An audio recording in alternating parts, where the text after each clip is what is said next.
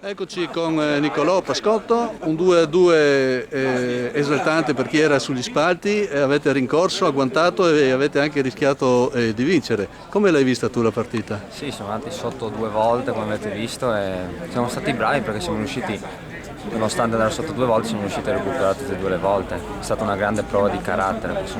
Avete pensato per un certo punto che tutto vi andava storto e di uscire sconfitti o avevate sempre la convinzione di farcela? Beh, ovvio, dopo aver preso il secondo gol eravamo un po' giù, però ripeto, siamo stati bravi a crederci ancora, a buttarci dentro e a cercare il gol.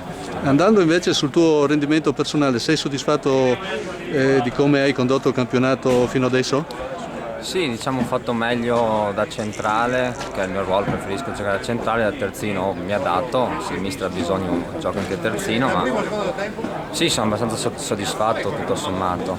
C'è qualche tuo compagno che ti ha impressionato come rendimento, visto che non vi conoscete, siete partiti con una conoscenza un po' limitata tra di voi? Ma guarda, sono tutti molto disponibili, tutti a un buon livello, mi ha impressionato soprattutto De Rossi che gioca con me al centro, che mi dà sempre una mano e si vede che insomma ha esperienza e ha giocato in Allora categorie più concludiamo alte. sì, con un'affermazione, se tu la condividi, del mister che aveva detto che la vostra forza è lo spogliatoio. Tu confermi uno spogliatoio Sì, unito? assolutamente sì. Io ho fatto solo 2 anni in prima squadra, ma vedo che quest'anno c'è uno spogliatoio molto unito, molto coeso e questo ci aiuterà a lungo andare. Grazie a Nicolò. Grazie a te.